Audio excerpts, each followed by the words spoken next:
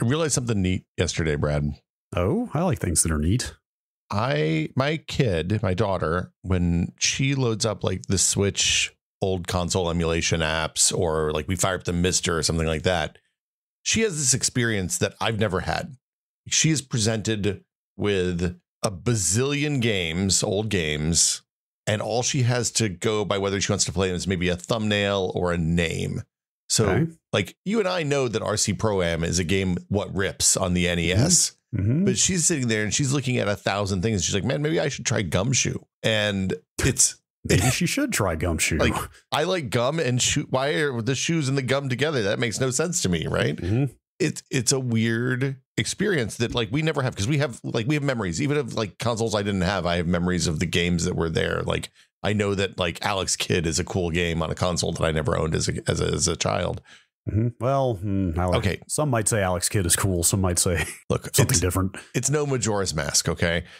The point is, UFO 50 came out a couple weeks ago, and I was playing with it last night. Oh, okay. I see where this is going. And I got that experience for the first time because I have this menu. It's just a bunch of pictures and names. Mm-hmm. And I'm like looking at a little bit of pixel art. And I'm like, this one looks cool. It has a spaceship on it. Let's try it and see what it's like. Did you bounce around? Like, that's the temptation. Like when I saw it at Summer Game Fest, that's absolutely what I did. I had 10 minutes to play it and they were like, I just fire up whatever you think looks good. But then when it came out, I was like, there's a little bit of a meta narrative to this, like barely around the edges of this like kind of fictional video game company and fictional set of home computers. You know, I was like, what if I go through this chronologically and see how they tried to reconstruct the phenomenon of a developer getting better at hardware over time? You know what I mean? So my rule is that I don't play a sequel before I play the original. But other than that, I'm just bouncing around picking pictures I like.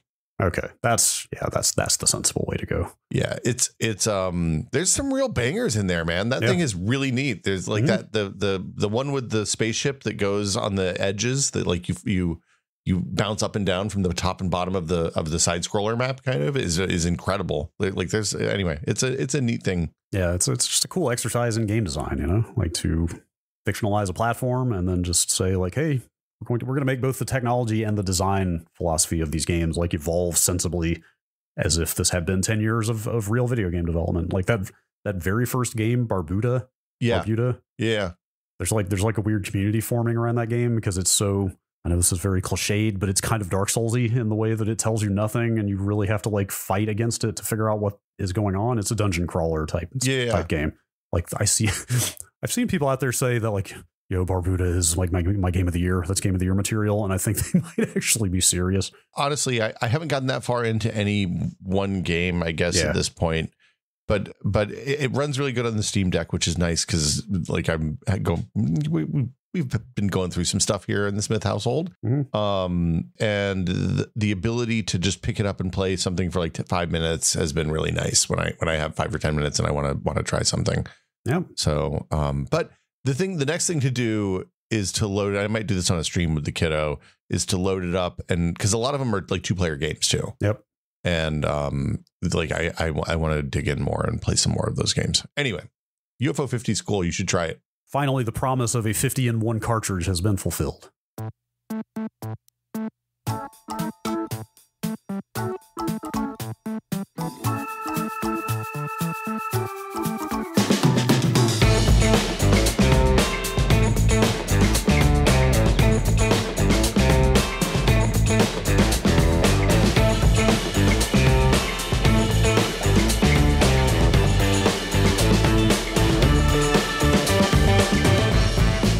Welcome to Brad and Will Made a Tech Pod. I'm Will. I'm Brad. Hello. Hello, Brad. It seems like a minute since I've done this. Thank you for getting Vinny on the show last week. I enjoyed listening as a listener instead of a maker of the show.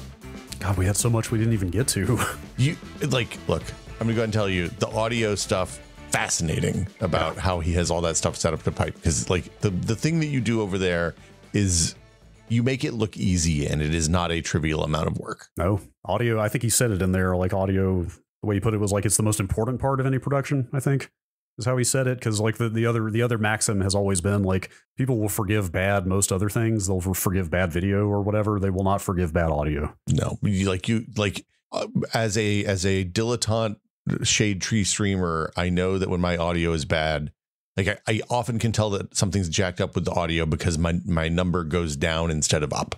As one of the surefire ways to make people like dip in, they listen to you for 2 seconds. They're like, oh fuck no, I'm not doing this. This is terrible. Yep. So I gotta get that processor. I gotta get a box. Yeah, the box, getting the box that does the difficult stuff and also lets you be excited is pretty important, I think. Yeah. I think my favorite thing about having this big, I hesitate to use the word professional setup here because I don't want to say that I've reached that tier, but you know what I mean? I think you're safe to say you're a professional, Brad. I think it's reasonably professional audio gear. My favorite thing is having this set up, and especially if I get that processor and I'm just going to sound even better, I'm going to have even more presence. And then taking that setup and joining like an online game with my college friends who just like plug in their Astro headset. Well, you know what I mean? And it's like, people see that microphone on the video call and they're like, huh. So having done a lot of calls, like a lot of professional Zooms where my microphone is poking up from the bottom like it is right now, you get a lot of, there's a lot of executives who just go out and buy the microphone, what all the streamers use. Like you see a lot of Shure. What's the SM7B is the popular Shure. Yeah, you see a lot of SM7Bs. You see a lot of Electro Voice, the Electro Voice tips. RE20. But then you also see a lot of people who don't know how to set that stuff up right, and they sound kind of merely okay. When you get into analog recording, when you're going through XLR and not USB, yeah, getting the microphone is just the beginning. Yeah. So the thing I love most is just being able to walk in and hit the button and turn on the stream machine and be up and running in about 5 minutes. Like that is powerful and good. And I absolutely never use it because I don't have, I feel like Twitch streams want more block, like they want a 2-hour block minimum. So I don't do it unless I have 2 hours to spend. Sure. Anyway. Sure. If I get real quick before we move on, if I get that box, I was looking at the DBX 286S. That's what people on both Discords have recommended. That's one of the 286S. Yeah, of course. Things like that. I think draws like 15 watts. Yeah. I was thinking about putting it on a smart plug. Oh, it's going to be under my desk. It's not going to be accessible, and it doesn't have a power switch on it. So I was thinking about just putting it on a smart plug and putting on a hooking. And I assume you can hook Home Assistant to your Stream Deck easily enough, right? Oh yeah, it's like okay. I just hit Home Assistant right there. There's Home Assistant again. Okay. All right, I got to do that. That just seems useful in general, but beyond that, like I could just hit a button to turn on the processor whenever I'm ready to record. That is true, and not have to leave it on. I don't know. Maybe it doesn't draw a lot of power when there's. Oh, it's only going to be in your recording chain, so it's only when you're doing a video or a stream or a call. Yes. Yeah. It only needs to be on when the microphone is in use. I wonder how much power my XR18 is drawing that I leave on 24 hours a day, 7 days a week for the last 6 years. Like that was just in the specs. It just said 15 watt consumption in the specs, but is that only when it's doing things? Like if there's no audio running through it, is it kind of idling at a lower power? I don't know. Well, the audio is always running through it, Brad. Mm-hmm. Yeah. All right. Well, I don't like to live that dangerously, but anyway. Hey, you know what day it is? Friday? It is Friday. It's Friday at 8 o'clock, as we often record. Mm-hmm. It is the week what we turn Q's into A's. Yeah, it sure is. So if you have a question, you can send an email to techpod@content.town. We had an incredible crop of both questions and Discord Q's this month. Yeah, I think we could probably do 2 episodes with all this. Yeah, if you're in the patron Discord, you can go to the Q's Seeking A's question seeking answers channel and post your Q there, and we'll turn it into an A maybe next time we pull the thing. They go away when you post them in there. So that's right. But it's not secure. So like, don't post any private stuff in there that you don't want us to see. Send that to don't want other users to see attached to you. If you want to post something anonymous, post anonymous stuff to the email. I started to say it's like dropping a penny down a well, but I guess for the analogy to hold, it's like dropping a penny down a well, except anybody else who is also standing around the well at the moment will just see the penny hanging in the air until they all walk away. And only then will it drop. Yeah, the penny floats in space and you can see what year it was and the defining characteristics. I saw a bummer of a story the other day about one of the water holes. I don't know what they're called in Yellowstone, that the water used to be like a really brilliant blue and it's changed color because of all the coins people have chucked into it in the last 100 years. More like in the olden days before people knew that, Yellowstone holes weren't just trash holes waiting for, because people have been going to the Yellowstone since the 1800s and before. Sure. Anyway, Mm-hmm. Should we do a queue? Should we turn some queues into A's? Yes. Shall I start with the emails? Yeah. All right. You bolded this one right at the top, so I'm just going to read it. From John. I've been considering changing to Kagi search to try and get better and more accurate search results. Have you guys considered making a change from whatever you use, Google, I assume, to an alternative? I know some people who flipped to DuckDuckGo for a while, but eventually quit. I don't know anyone who uses another search engine. What would it take for you to make a change? Would you make the change? Have you tried an alternative? And if so, how did it go? P.S. Don't have to talk about any search engine specifically. Kagi is just the one I hear about the most. So Kagi has a little bit of is having a little bit of a moment among the nerds. Okay, is that the one you alluded months ago to maybe switching to a secret search engine and never told me which one? Is that the one? Yeah, so I used that for a while. I too was one of the people that went to DuckDuckGo for a while, and then I realized it was just a reskin of Bing, and was like, oh, Bing is still bad. Oh, are they just licensing Microsoft? They're licensing for a long time. They were licensing Bing. They might not be anymore, but also it wasn't very good. And then Google got a lot worse all of a sudden. Yes. So maybe it's good again. I don't know. I tried Kagi. I did like 3 months on Kagi on my mobile devices. And honestly, the search results were really good. You have to pay if you go beyond, I think, 300 queries a month. The person who owns it has some kind of questionable politics. And the big thing is that because it's paid, there's some authorization, which means that like getting the default search in your browser and on your devices working right required jumping through more hoops than I was willing to do. So that was like, it wasn't like I could just log in on the browser on the phone and it would use that by default. It was a little janky.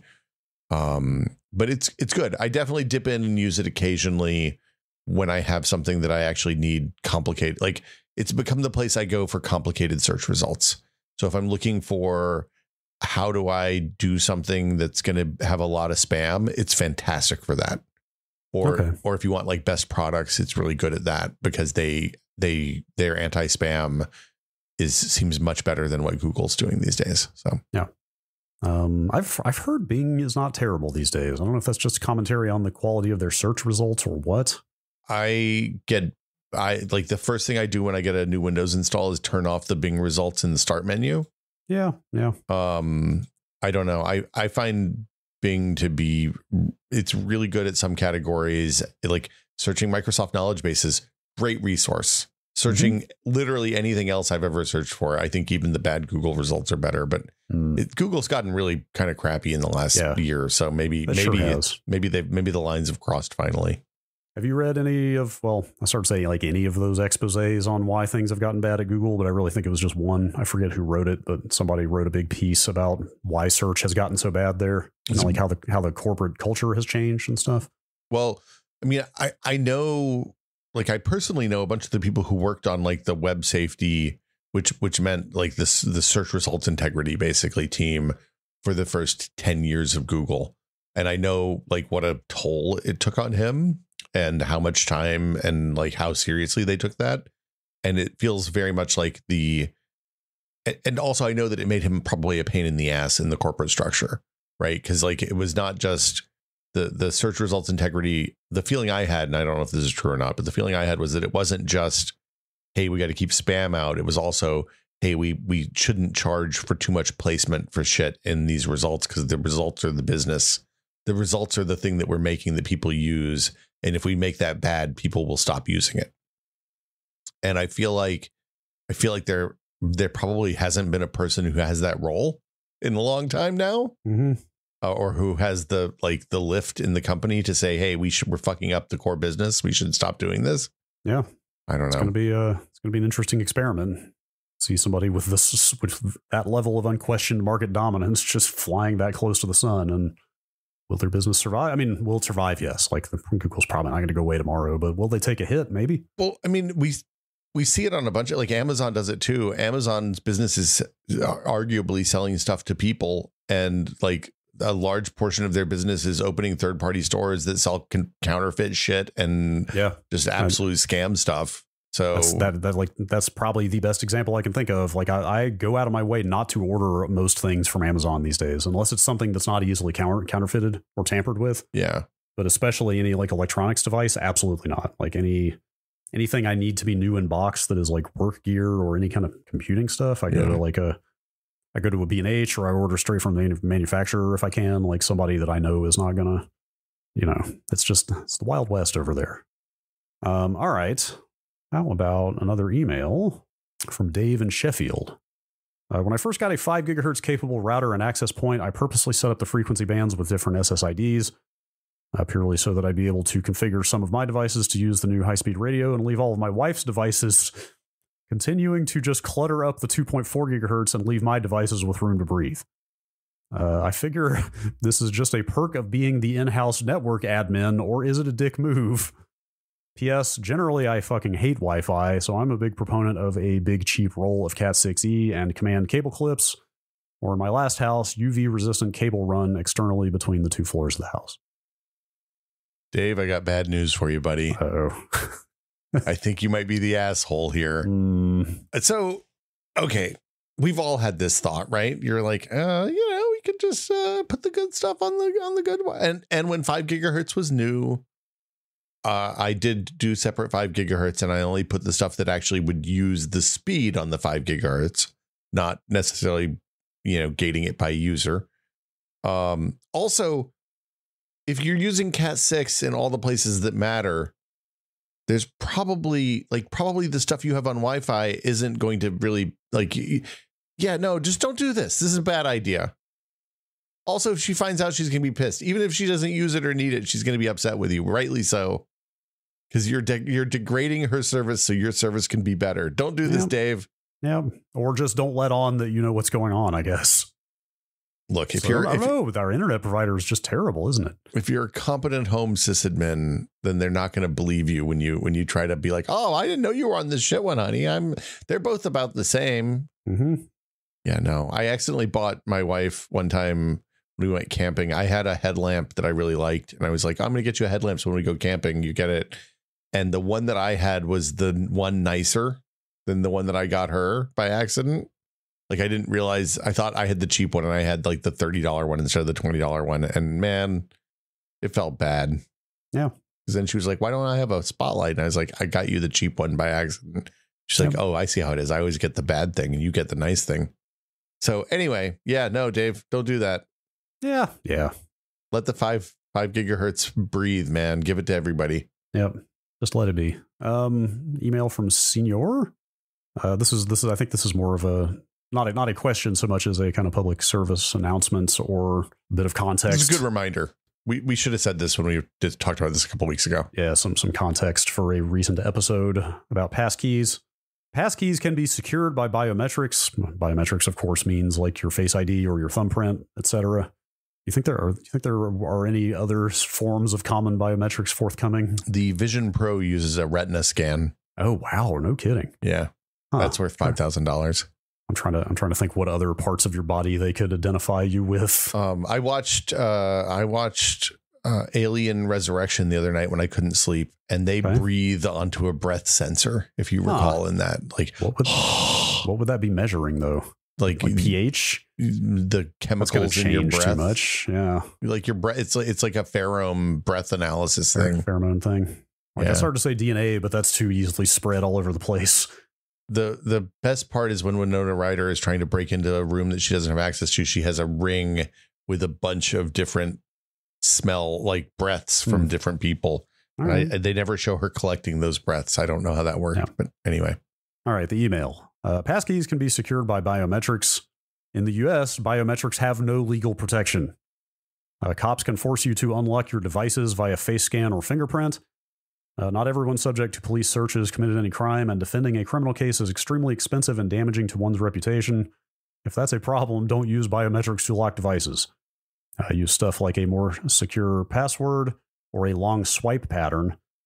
Courts are split on passwords, but there are more protections than biometrics. Yeah, this is a super good point. So they can force you to touch your phone to unlock your phone.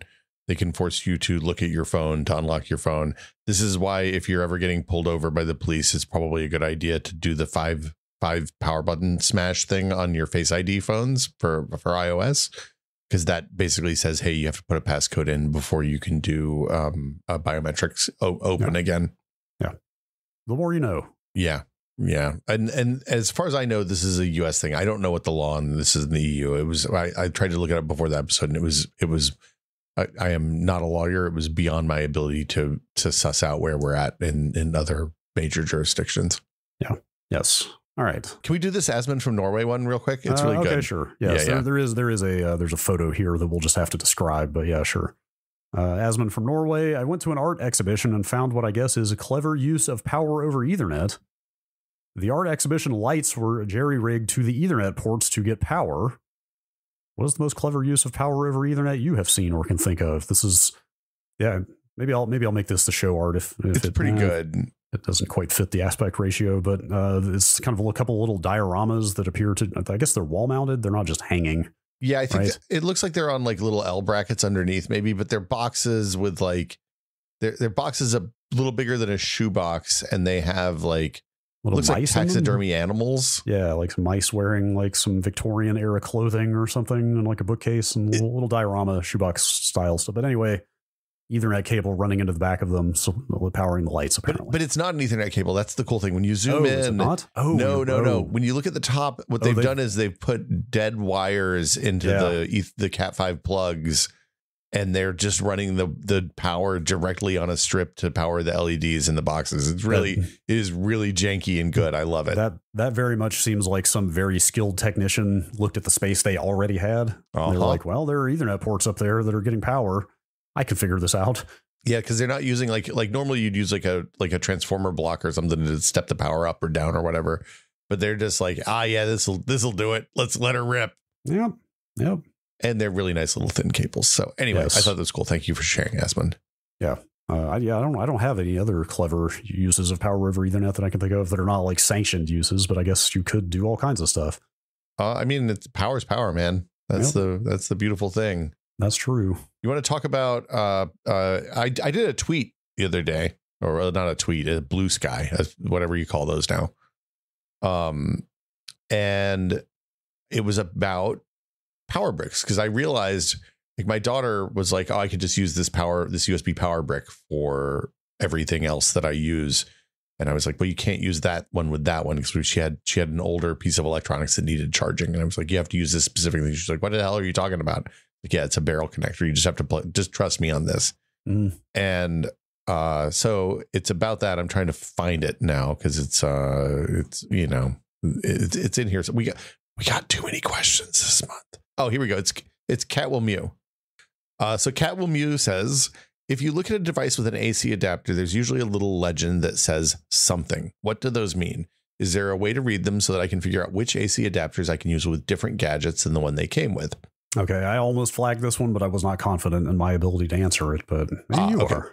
Yeah. So the things that are on that, that are important are whether the center pole in the barrel connector is positive or negative, and how much voltage and amperage they provide. And like, generally you want to match them pretty closely. If you have too much voltage, it'll probably be okay. If you have not enough voltage, it probably won't work. And if you have too much amperage, it will kill it. So generally speaking, only use the barrel connector with the thing that came with it. Our rule back when this was a problem and we had a bazillion of these things, which thankfully we're like, now everything's USB-C. This is one real strong improvement for USB-C. Generally speaking, we would take a label printer and print the name of the thing that went with the barrel connector or the charging device. Like all of my DS chargers, say whether it's a DS Lite or a 3DS or 3DS XL, because they're all a little different. Anyway, that's it. Okay, that's good. What you started to say, use the plug that came with it? Yeah, just use the plug that came with it. The other thing I was going to say is that's that polarity thing, right? The positive or negative bits. Like, that will kill your device if you get it backwards, right? Sometimes it depends on the device. Not always. Okay. It's my understanding. So, yeah, it's like the TLDR in the old days, like, you could go to Radio Shack and buy a barrel, like an AC transformer, AC adapter that was a universal that would have like 20 different plugs on the end. that you could put on the end of the barrel that we used to get negative or positive or whatever on the right poles. Those were a pretty reliable way to destroy things in my experience. So yeah. You've just made me realize. I mean, this is the most obvious thing, but you've just made me realize that like the generation's probably already alive now who will never know anything but USB-C for powering most devices. My daughter has known Lightning and USB-C basically. Right. Yeah, I mean, she'll at least have seen some barrel plugs, but like, you know, I'd say like kids being born now to in the next 10 years, like might never even see a barrel plug again. Well, that tweet came up because it was the first time she'd ever engaged with a barrel plug. And she was like, what the hell is this thing? Yeah. The micro USB and USB-B, the little flange plugs, mini USB, sorry. They're basically inscrutable to her. Yeah. Yeah. Yep. It's a good world. That's a better world. Yes, it is. This is where you start having to resist the urge to shake your fist and go, damn kids. So, but like software configured charging so that you don't accidentally light shit on fire. Like I do not feel bad that she's never going to know the pain of accidentally letting the smoke out of her favorite piece of electronics. Oh, no. Yeah, absolutely. The impulse is not you should have to put up with the same crap we did. It's just, hey, just understand how much better it is now. Yeah. Why did we not do this 30 years before? It's because we didn't have the IEEE, I guess. I don't know. Yeah. Okay. How about you want to do the sardines? Can I ask about the sardines? Sure. Fortune wrote in, was Brad's sardine tower ever completely consumed? So the thing about ordering 66 cans of sardines is that leaving them in a tower configuration is not practical long term. Boo. Well, I guess if you really wanted to, depends on how much you value your sardines. If you want to devote a corner of a room, I'm not going to stop you. But B, they end up everywhere. The thing is, they just got shoved into generally in multiples of 6. Yeah. Like, in fact, I think they were packaged. I think each set of 6 was individually wrapped. Basically. Okay. So like bricks of six tins of sardines were just getting shoved every which way in cabinets, under shelves, wherever they would fit. Also, you know, repeated buys have happened. You want more than 160 tower? There's a sale that Costco runs on these sardines. Also, like I don't eat sardines all the time. I actually went several months without eating any, but hey, that's the great thing about tinned fish. It just sits there. You got to let me know when the Costco sale happens again. It's on right now. This is amazingly timely. So we did at least one more buy when the sale came on. How much is a flat of sardines? I think the lowest it's been is $1.50 a can, or maybe $1 a can. Oh, that's pretty good. So like $100, $80, something like that. Something like that. I think like 90 for 60 something. Yeah, that's pretty good. I think they're $3 a can normally. Okay. We happened to be at Costco yesterday. The sale is back on. We bought another 36 cans. Wow. So if I come in with 60 cans of sardines, my wife might lose her mind. That's really nice, just quick, easy, healthy protein to have around. So here's my question for you. Are you finding surprise sardines throughout the house? Kind of. That's kind of what I'm getting at. Like when you do this, when you haven't had them in a minute and you're like, oh man, I had a surprise can of sardines. Is this like I'm going to share this with my partner thing? Or is this like, I got to eat this real quick before she finds out? Are you hoarding your 5 gigahertz is what I'm saying? Yeah. The last time I found a brick, I let her know. Okay. I found a brick. I ate my 3. And then I was like, hey, I found some. Here's the other half of the sardines from this brick. Go to town. Ethical sardine consumption is happening in your household. And then they sat there for another at least a couple of weeks. Yeah. And I was like, maybe I'll just eat the rest of these sardines. What's the statute of, like, so this is a real question. What's the statute of limitations on your house for shared food that's not consumed? That's an open question, let's say. Yeah, but like say it's something that's going to go bad, right? Oh, well, if it's going to go bad, all bets are off. Like if it's literally like, hey, this needs to be eaten or it's going to get thrown out, then whoever eats it is well within their rights to do so.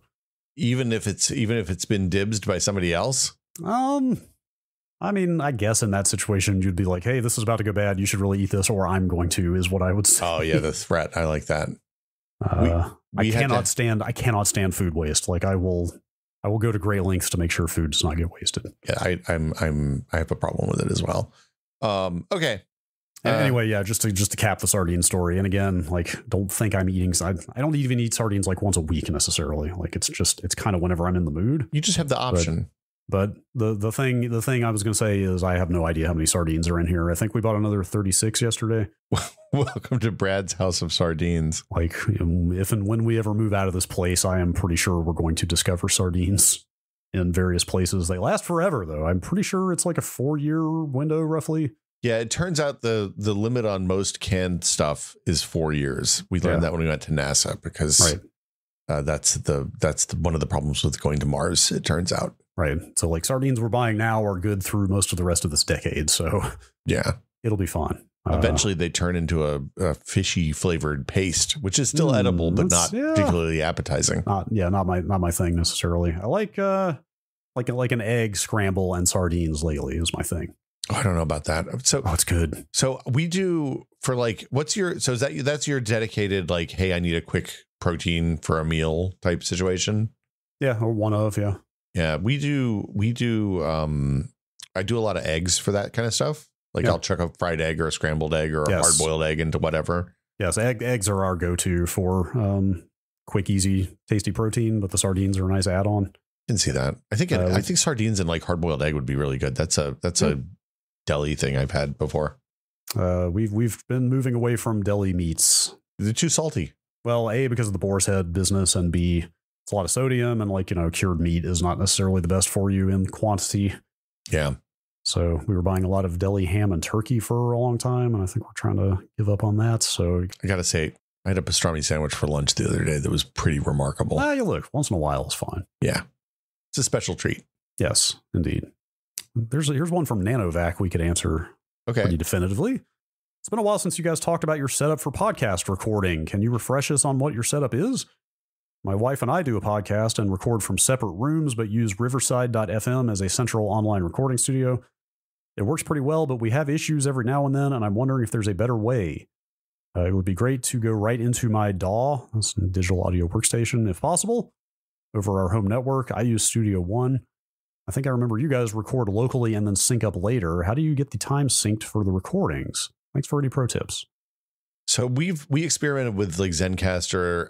I've used Riverside for other shows, for other people's shows when I've guested, but I haven't used it. I want to say you guys use Riverside too for your audio only stuff on Nextlander, right? No. We basically do the same thing we do here. The only difference is the video call. Okay. Here at the Tech Pod, we use Jitsi, which is an open source video call. Yeah. Which I think when it was new was like one of the more low latency ones out there, but I think most video calls are using similar underlying technology now. I think post-pandemic, everything's caught up. Yeah. We use StreamYard, which is a pay service for Nextlander, which it's been a little more resilient. Jitsi can be a little dodgy occasionally. The syncing up. So we record locally since there's no video on this show, we record locally and then sync up basically, rather than, we used to look at time.is and we would try to clap on exactly their seconds, 3 seconds in a row. So we'd get some good claps.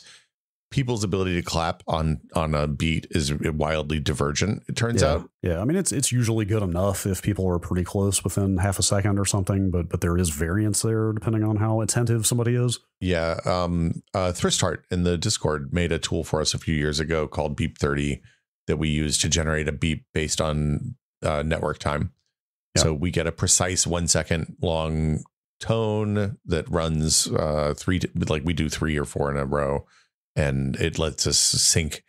Doing multiples in a row gives us a good sync if like somebody's file recording crashes and we have to restart. So that's pretty much it.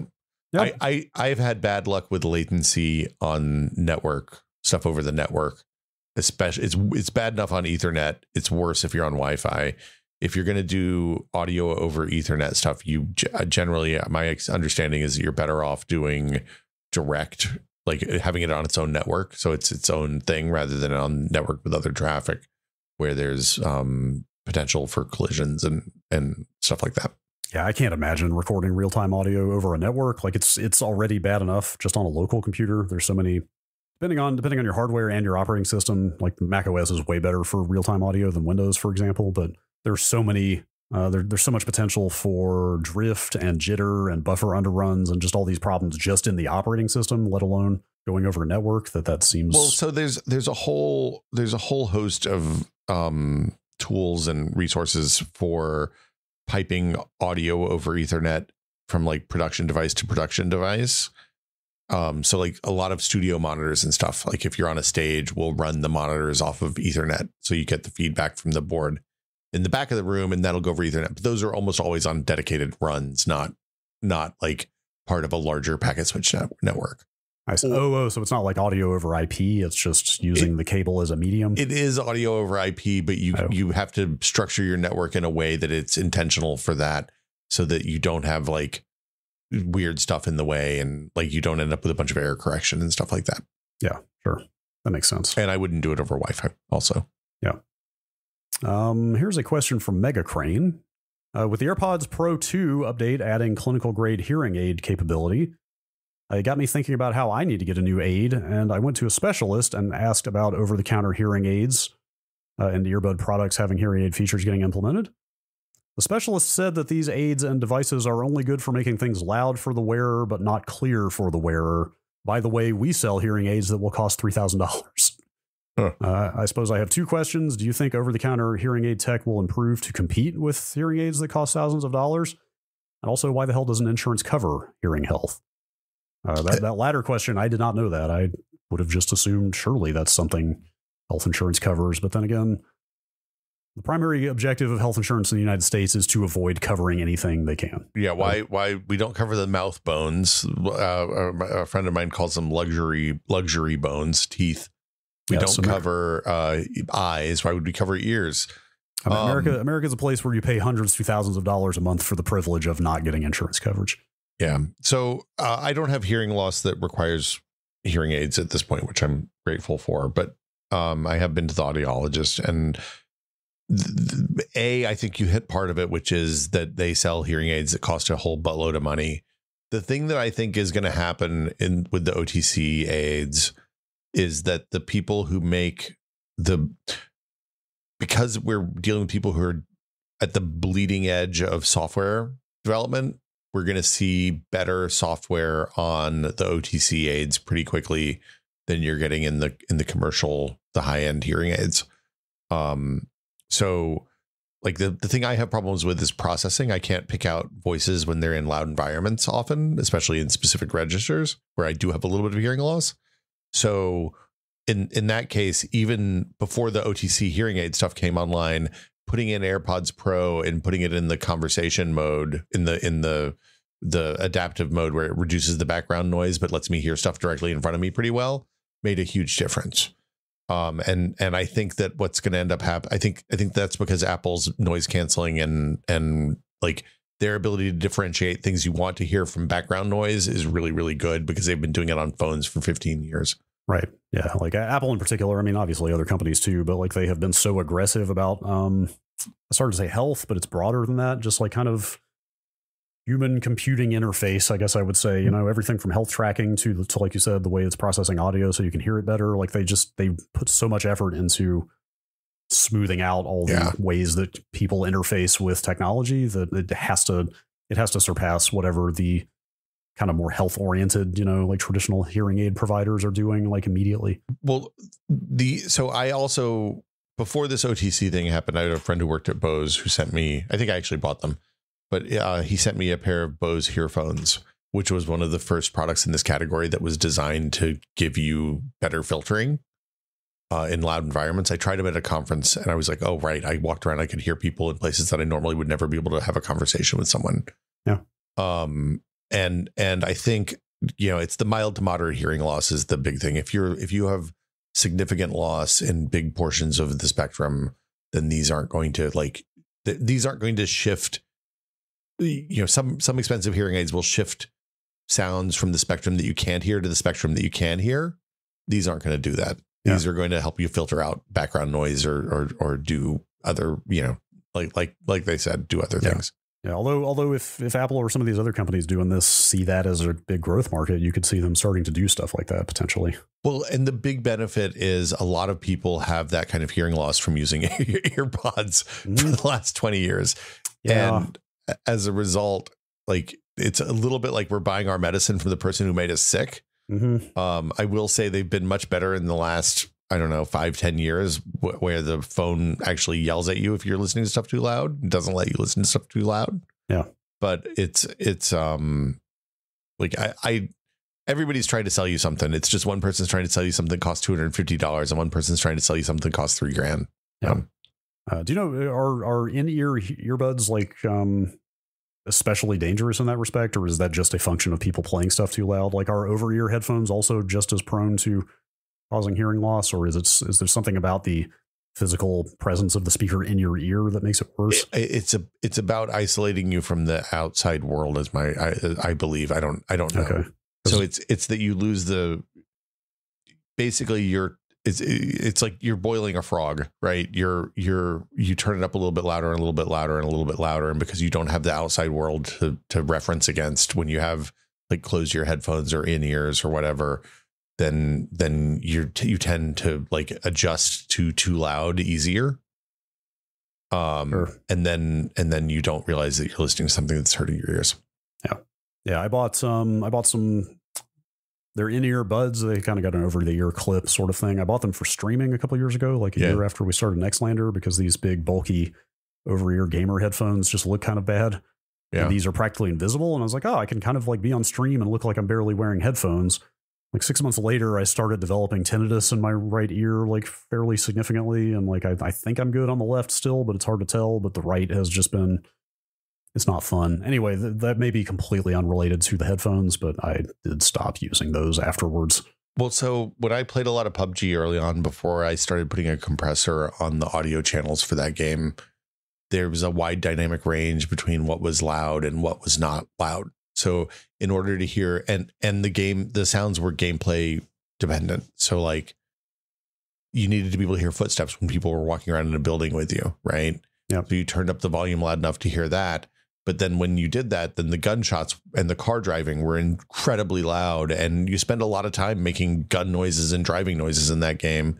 And I started having similar problems. So, I stopped using closed ear headphones as a result of that and adjusted my microphone until I got something that wouldn't bleed through. Yeah. All right. Question from Rabbit Oyster. Like Will, I have an Ioniq 5, which in the UI emphasizes the value of not fully charging the battery to extend battery life. Do you know if there's also a best practice in terms of topping it off up to 80% every night versus running it down to 20 or so before charging back up? Side note, use Home Assistant and a smart plug to toggle your phone charger off at 80% like your EV.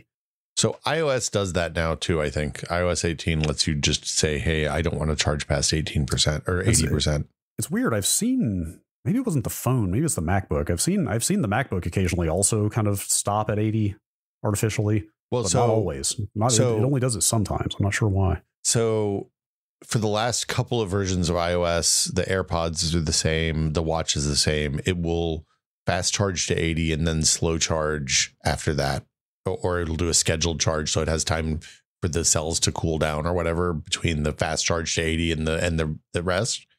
The Ioniq has in the car, there's a UI that says, hey, on DC charged this, on AC charged to a maximum of this. And if you have like ours is the extended range one, so it's like 320 miles on the full charge. So that means driving at 80% is no impact. The best practice, as I understand it, is don't charge it beyond 80%. Of course, here's the thing. If you're on a lease, who cares? Because you can give the car back in 3 years and it's somebody else's problem at that point.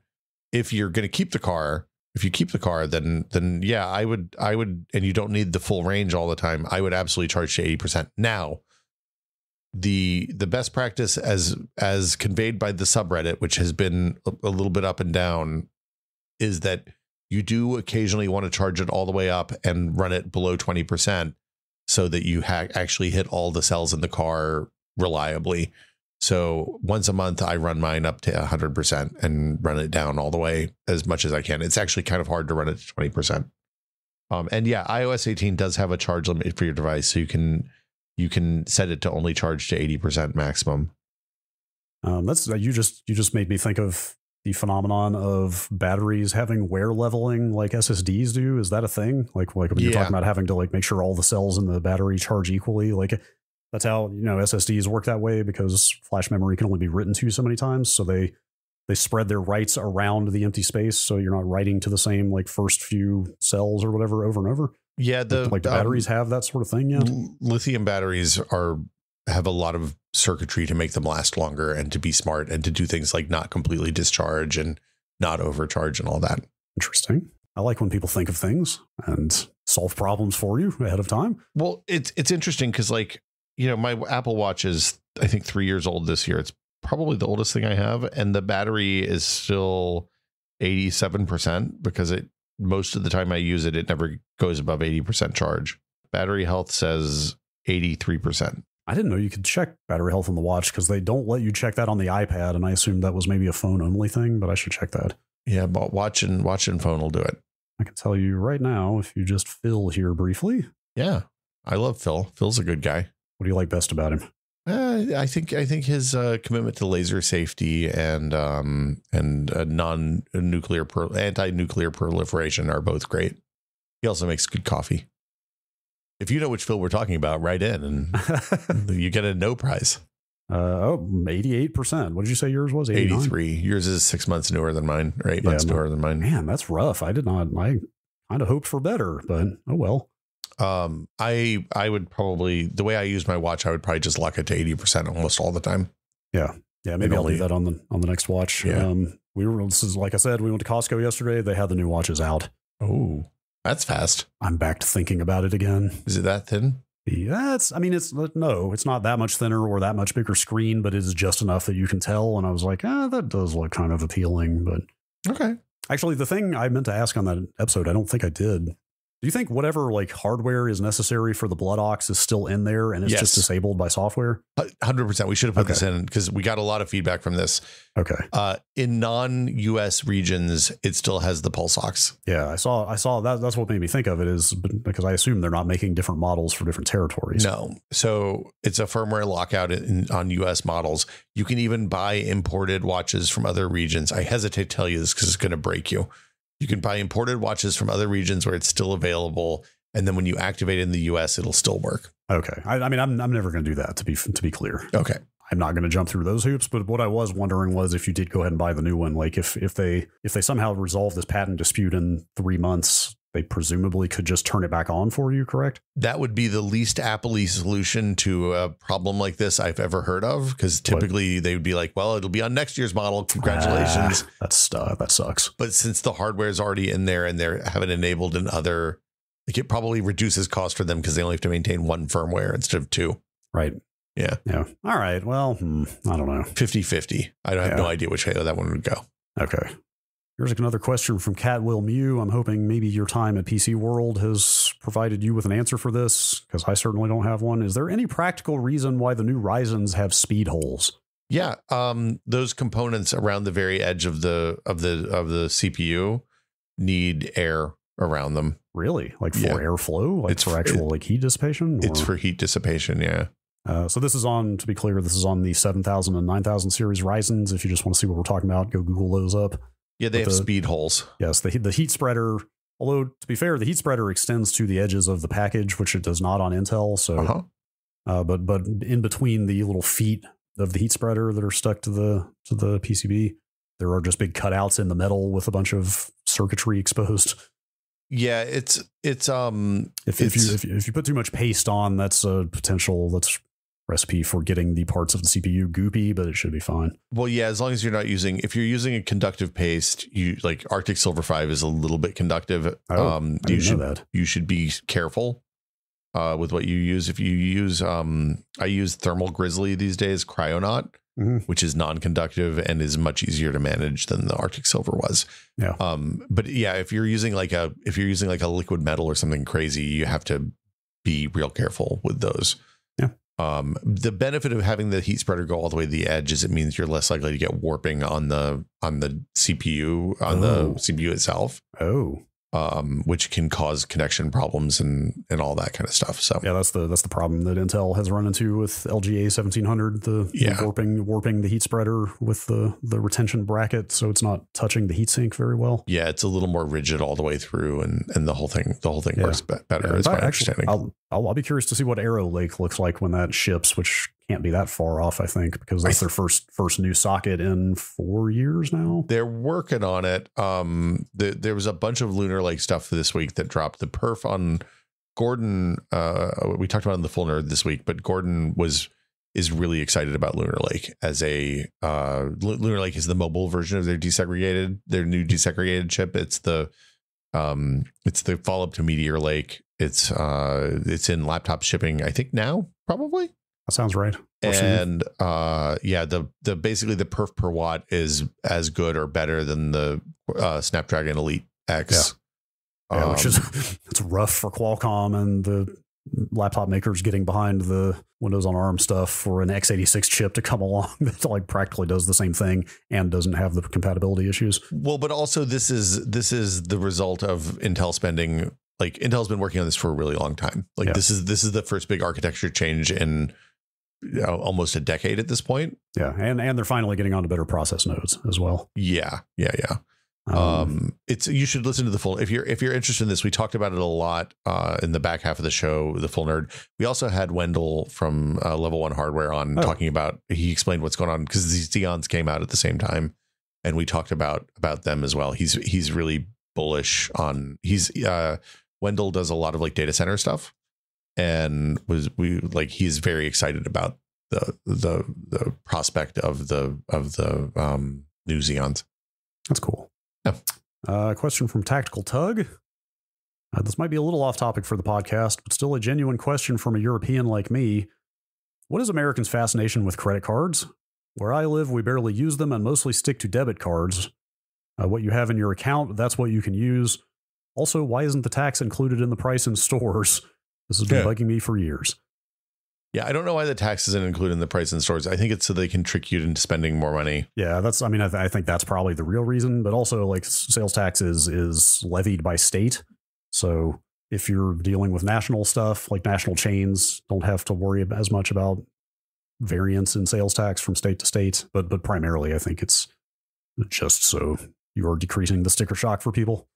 I use a credit card for stuff because there's no purchase protection on debit cards, and there's very little fraud protection on debit cards. That's what it is. And I wonder if that very much seems like the type of thing that is more but could be more heavily regulated in Europe, whether by the EU or by specific nations. But also Europe was way earlier. Like we were using mag stripes here, which are really easy to knock off and for many years after Europe had ditched them for all intents and purposes. So our financial industry is very sluggish here on adopting stuff. But the main point there is if somebody compromises your debit card here, it's quite easy for them to clean your account out, and there's only so much recourse that you have. Yeah, you're fucked. And a credit card is I don't know if I want to say fully bulletproof, but relatively so in terms of fraud. Yeah. The credit card. The credit card company will generally deal with the fraud problem for you. Whereas if your debit card gets cleaned out, gets your bank account cleaned out, your recourse is to go to the bank and then call the police and wait a while until they catch the person who did it, which is never going to happen. Right. And even then you may not get everything back. You're not going to see your money again. The other thing, I don't know if this is a phenomenon in Europe, but the rewards credit cards are huge here. Like, yeah, most people who are serious about credit cards refuse to use a card that does not have some kind of reward for usage program attached to it, whether it's just straight up cash back or you can earn like frequent flyer miles on an airline or, X, Y, and Z benefits, points or whatever. The problem with that is often people think about the rewards and they don't think about the amount of money that they're paying to borrow. Like that works well. That's great as long as you pay off your card every month, I guess, is the TLDR. Yes. If you're not paying off your card every month, that's the rewards are a trap. Maybe offset somewhat. Yeah, it's significantly offset by the amount of money you're spending to borrow the money from the bank. Yes. Let's see. Quick question from Warbird. So is the call now to get a Panasonic OLED instead of whatever LG OLED? That's way too early to say on that. I would wait for US based reviews of the US sets before you jump on anything. One thing I didn't mention in that quick cold open was that I believe by all accounts, I don't think Panasonic says this, but they are using LG panels in their TVs.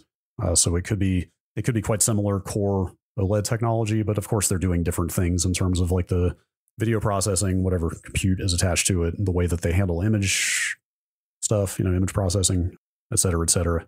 I mean, for what it's worth, my understanding is the LG software on the TVs is pretty good. So that's where it varies. So like LG uses WebOS because they bought it. Panasonic uses Amazon Fire TV as the software on their TVs. I don't think I maybe knew that at the time of that cold open. I went and looked that up later. That might be a little unfortunate for me.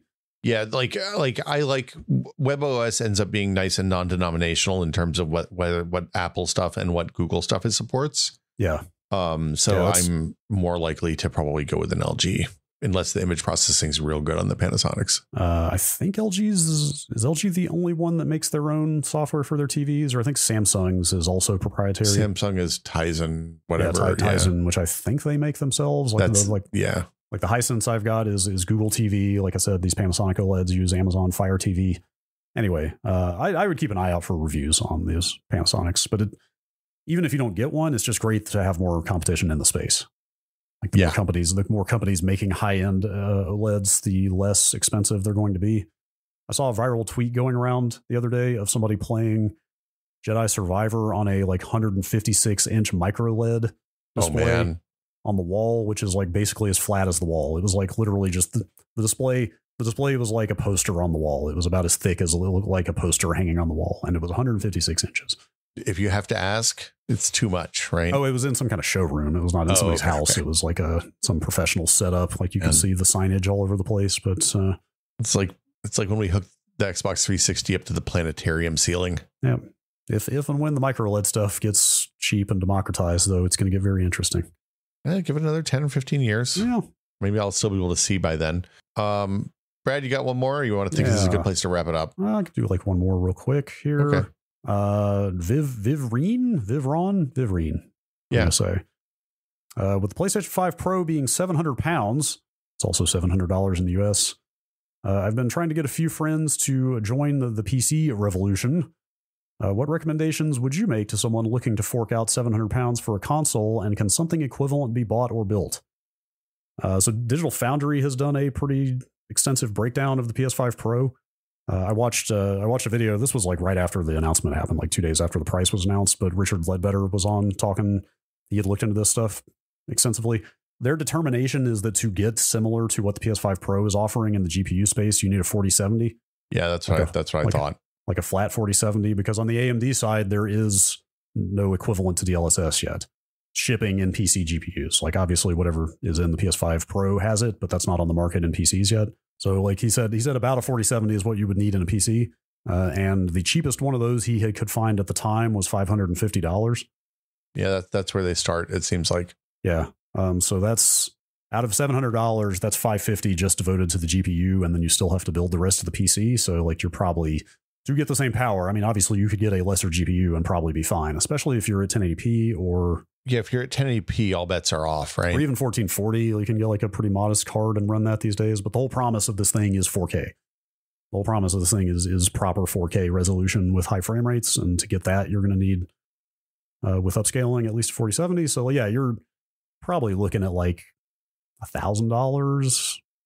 If you don't have anything, if you're starting from scratch, you're probably looking at like $1,000 to build a PC that's equivalent, I would guess. I think you can hit a real good 1080p upscaled to 4K PC at that $700 price point. Yeah. Yes. Again, just to stress this yet again, in case anybody is misunderstanding this, we are specifically talking about matching the power PS5 of the Pro. Like you can absolutely build a good gaming PC for less than that, but it won't necessarily be able to do 4K 60. It's so the other option, I've been kind of getting obsessed with. If you go to AliExpress, Brad, there's a bunch of weird little motherboards with like PCI Express and the CPUs and memory just soldered on. And okay. That seems like a natural outgrowth of the little like fanless x86 machines they've been doing for years on there. Yeah, and they're also like replacement motherboards for like ThinkCenter machines and stuff like that. Interesting. But yeah, so like you could make something real weird and get a 4070 and one of those boards and an SSD for $700 probably. I need to start looking at that. I don't think I would necessarily buy one of those and use it as a main machine, but that sounds very interesting. Adam and I have been talking about figuring out what to do. Like it'd be a perfect, hey, I want to put something in the living room that's a real computer, right? Like like we're trying to figure out what we're going to do with. I want to do something with these for PC World because I think they're really weird and neat. Can you give me an example of a good AliExpress search to turn some of these up? Because I'm mostly seeing like regular motherboards. I just searched for AIO motherboard. Oh, and then yeah.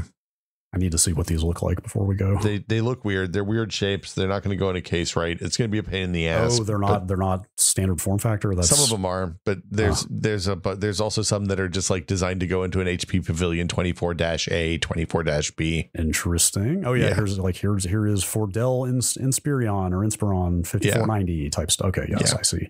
Yeah, there's weird products in this category. Yeah, that's cool. It's cool. There are more options all the time. But also, yeah, it's like, just to be clear, some of these, like the Celeron ones, are like $38. So right. Yes. your mileage may vary. Yeah, granted, you're not going to do a significant amount of high end gaming on a Celeron, but I mean, you put the right video card in, it'll probably be fine. It'll do something. Yeah, sure. I think that's as good a place as any to wrap it up this week. I think probably let's do more questions for the Patreon episode. So if you haven't gotten your fill of questions and answers, we have a bazillion of them here. Yeah. We can also talk about how I managed to not get COVID this week, despite living in a tiny house with one person who had COVID for the last 11 days now. Did you get your shots yet? No, I was going to, and then she got sick, and I was like, well, I don't want to get the shots until, because it turns out the pharmacy here was pretty booked. I was really pleasantly surprised. Really? Yeah, I wasn't able to get it. Like at times I was able to go, I wasn't able to get an appointment. I could have gotten an appointment at an inconvenient time. The extreme opposite here. Oh, really? I booked on Sunday for Tuesday. Like I booked 48 hours out, and they had like a whole afternoon of appointments available. Well, so Pacifica, we have two pharmacies, and one's a Walgreens, and Walgreens didn't have it. So the other one was slammed. I see. Okay. Also, it's a Rite Aid, which I don't know if you've been in a Rite Aid lately, but there's nothing on the shelves in Rite Aid because I think they're having credit problems. That seems like maybe drive up to the city for that. Yeah. Like I literally went in because I was like, I wanted to get a bag of chips and some drinks to take to a picnic a couple of weeks ago. And they didn't have any potato. They had like 2 bags of Funyuns and 1 bag of Bugles and a RC Cola. And I was like, I can't take any of this. Like, this is going to make me look like the cheapest bastard ever if I roll into a picnic with RC Cola and Funyuns. Mm-hmm. Anyway. If you have questions for the show, you can send them to techpod@content.town. You can post them in the question seeking answers channel in the Discord. If you are a member of our patron community, and if you aren't a member of our patron community, what are you waiting for? It's a whole bunch of beautiful nerds. The gift exchange is starting up now for the holidays. I dip in and out all day. There's wonderful conversations happening all the time about everything from like what's going on in Apple's rollout of iOS 18, slow and stunted though it may be, to like, what was it they were talking about yesterday? I walked in, I was like, oh, I didn't expect this to still be going. There was a donut conversation the other day that was really good. We talked about our favorite kind of donuts, and like I learned about new donuts that I didn't know had names. I found out on the Discord yesterday that Intel is kind of rushing out another BIOS update for 13th and 14th gen, because now they've definitely actually found the real problem now. I think it's the next one's going to be the final one, because the one that's out now is a beta. Maybe there's going to be another beta before the final. Yeah, this sounded like this read like they had found another thing to fix, but I'm not sure. God, I don't know. Anyway, yeah, like it's a good place to stay up to date. Yeah, you get to talk about things. Like I have been working on Docker permissions, and I realized that everybody now has problems with Docker permissions across multiple machines, and that makes me feel better about my eternal struggles with Docker and permissions. Also, to the person who asked what is Docker, we have to do a Docker episode, because the time is now. Yes. I started to dabble with that stuff a couple months ago, and frankly, this year has been a nightmare, and I have barely been able to touch it. But at some point, I will start digging into that stuff more. Yeah. So anyway, that's it for this month. Thank you to all of our patrons, but a very special thank you to our executive producer tier patrons, including Andrew Slosky, Bunny Fiend, David Allen, James Kamek, Jordan Lippett, Pantheon, makers of the HS3 high-speed 3D printer, and Twinkle Twinkie. And to the person who asked if the funny patron names are funny for us or just annoying, I enjoy them. I don't know where Brad lands. No, that's a highly permissive stance on those. Those are fun. And since it's the end of the month, we want to give a shout out to our associate producer tier patrons, including Alejandro Navarro, Andre M. Burke, Andrew Dicey Shouldice, Arthur Gies, Ben Tallman, Brutal Kerfluffle, it's a good one, Eric Klein, Felix Kramer, Graham Banks, Jad Rita, Just Associate Wedge, Matt Walker, parentheses Walkman 8080, close parentheses, Mike Etheridge, Nathan Phelps, Sanchit Kumar, Steve Lynn, Thomas Shea, and Tom Hilton. Thank you also so much. Yeah, thank you. We appreciate everybody who supports the show, and we will be back next week with another episode, and the Patreon episode will go out before you hear that. So have a good one, everybody. See you next time. Bye.